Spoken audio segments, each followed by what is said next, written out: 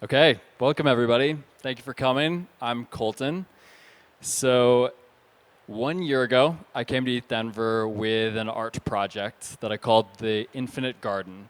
So this was 20 collectible cards, it was physical cards. Every card represented something in crypto that we all know and love. After ETHDenver, I returned to living in my parents' basement. It was the bear market after all. And over the following 12 months, my brother and I created an entire trading card game.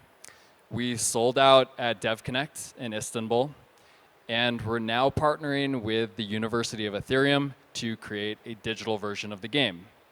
It'll look something like this. So some of you may see this screenshot and go, okay, I've seen games that look kind of like this. What sets Ace apart? A couple of things. The first one is I think we have some really special game mechanics that make it a lot of fun to play. And you'll be able to play it next week. We'll have a booth. You can come by, check it out. I'll also be talking about it a little bit later. The second part is that the cards are crafted by the community, so people like you. And the third is the story. So a great narrative makes an experience really, really engaging. And Ace has one of my favorite kinds of stories because it's not just fiction. Every card represents real-world innovations and the heroes and villains behind them. So we have this ever-evolving, expanding universe of your favorite crypto themes and memes, and the cards are meaningful because they represent this real adventure that we're all living. So I think of this as Metaverse Mythology. And I'm going to be sharing this mythology with you by taking a couple of the cards from the game and showing how they track to my personal trip down sort of the rabbit hole. But while this is a personal story, I think many of you will find it quite relatable because we share many of these chapters. So this is the crypto hero's journey. Chapter 1, The Ordinary World. Actually, I have some music for this. Let me see if I can get this playing too.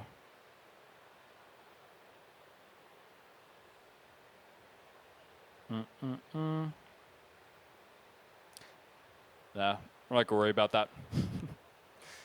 Okay, so The Ordinary World.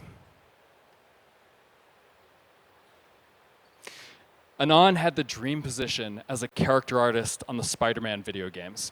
Okay, this part might not be quite as relatable, but hear me out. He worked alongside world-class game developers and artists on the hottest PlayStation 5 games. It was then Anon learned the saga of Beeple, an artist making extraordinary amounts of money using a strange new technology called NFTs. He immediately understood the significance of this technology for artists. Digital art had gone from worthless to priceless. How could one refuse such a call? He cast aside the security of his job and leapt down the mysterious rabbit hole. Chapter 2, Challenges and Temptations. In the beginning, his aspirations were noble. Anon wanted to be an independent artist, to wield his work as a beacon of change. Yet the siren call of the bull market whispered sweet temptations. The fervor for NFTs reached all-time highs, with meme coins minting new millionaires overnight. The promise of prosperity was irresistible. The mantra was simple: get the alpha, board the rocket, and ascend to the moon.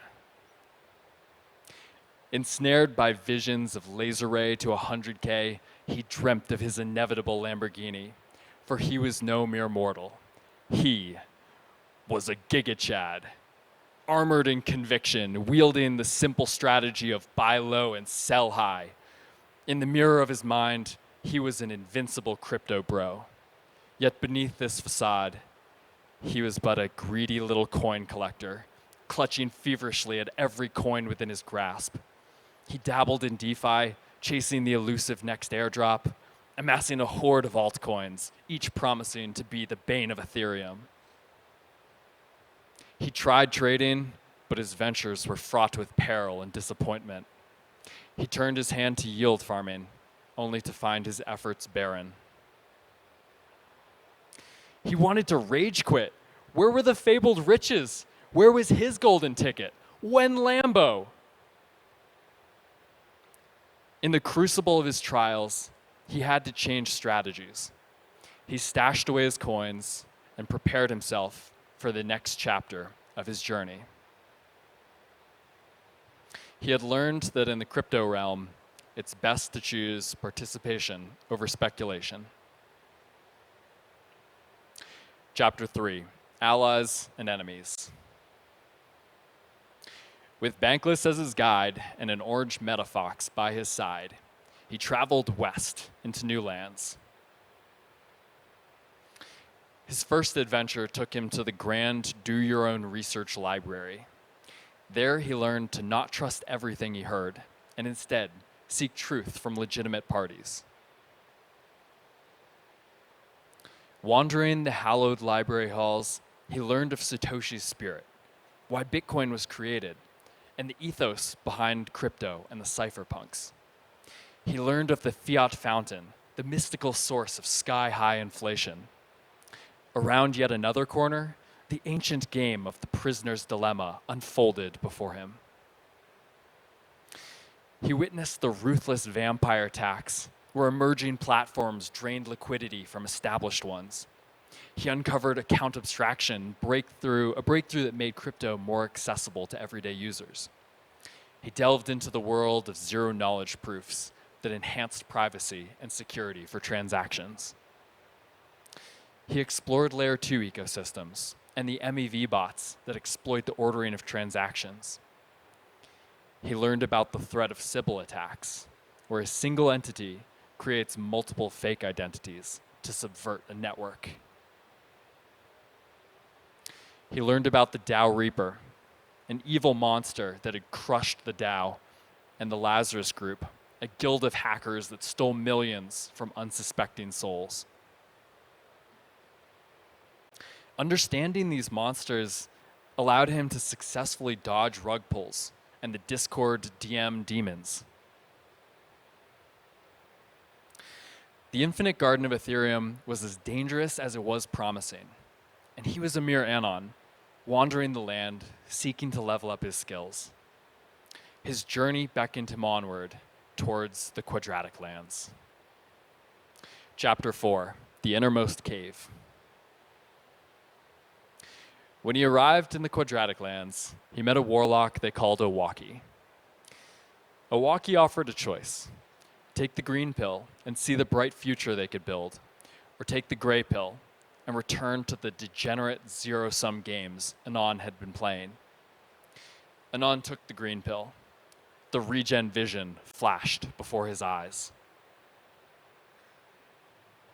The tragedy unfolded before him. He saw Moloch, the demon of coordination failure, described in the Slate Star Codex. Moloch tore at the very fabric of our good intentions, ensnaring us in a web of competition and self-destruction.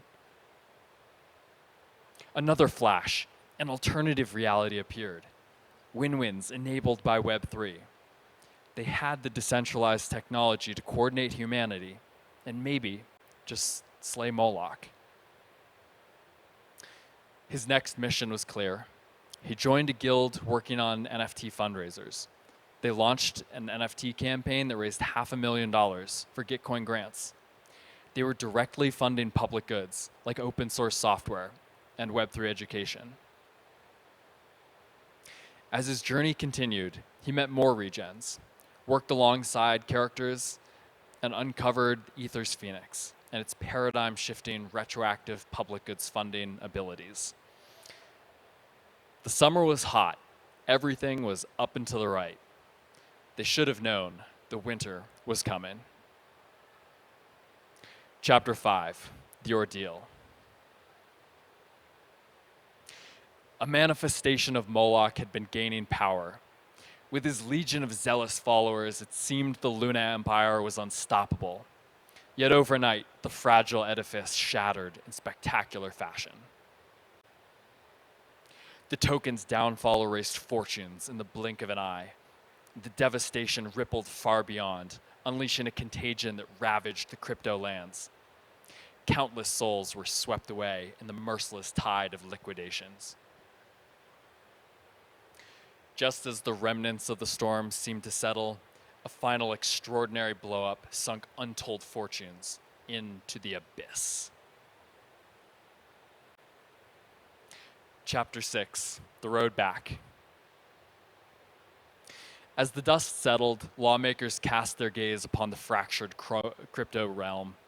Politicians spoke loud with their eyes wide shut. Sanctions crushed innovations. Protocols were outlawed. The whale population decreased significantly. Many retail investors got paper hands and left with their losses. Together with survivors of past cycles, they watched the bear market sweep across the land. Chapter 7, The Reward. The winter was upon them, but this was just the beginning of their journey. Anon had made a steady income through grants and art projects, and met incredible friends through new Web3 communities, like Zuzaloo. We live between two worlds, the ordinary world and the special world of crypto. Ace is our vision of bridging those worlds through a fun experience about the crypto hero's journey. We believe Web3 is magic, and by learning to wield this magic, we can shape a better global society. The cards I just showed represent my crypto journey, but like I said, many of us have shared this path, and there are many adventures to come. Ace is one journey that I hope we embark on together. As of now, Ace actually has two games. A finite game where players compete, and an infinite game where players create cards and balance mechanics. Let's begin with the finite game. And by the way, you can swing by our booth next weekend. You can check it out. So for the gameplay, flash gems spark awesome comebacks. Ace cards lead to epic final action sequences. Shields are an intuitive way to protect against unfun matches while opening the door to cool new mechanics.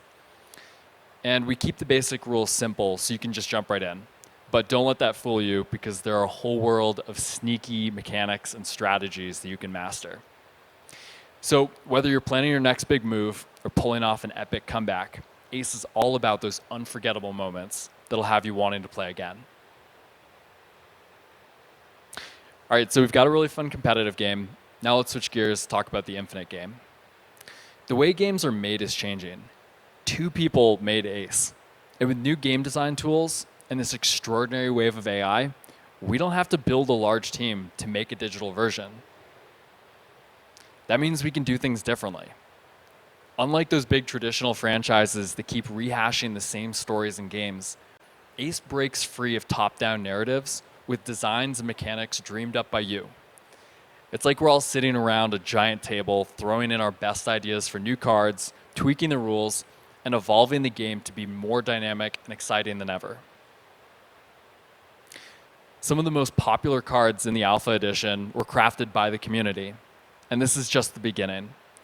Collective creativity also fosters a deep sense of ownership and connection. When you create a card, you're leaving your mark on Ace's ever-expanding universe. And it doesn't stop at creating card designs.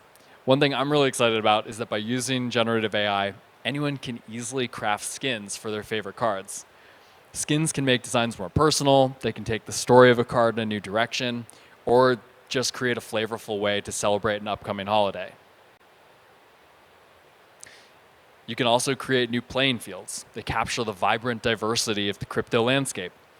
Each of these contributions can be rewarded through tokenomics or through NFTs, because remember, with NFTs, everything you create or collect in the game is yours to keep, trade, or expand upon. Each card is a little piece of the Ace universe. And who knows, the card you design could be the next big hit or even spark a whole new game or story within the Ace world.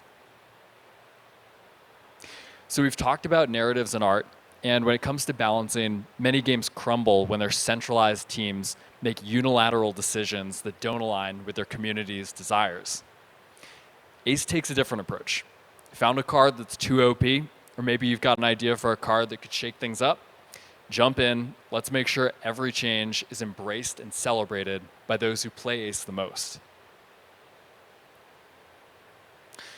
So in closing, we have a game that's really fun to play and an ever-evolving adventure that you can be a part of. I invite you to join us on this epic journey. Create a card, tell your story, and shape the world of Ace. Together, let's discover just how incredible a game can be when it's limited only by our collective imagination.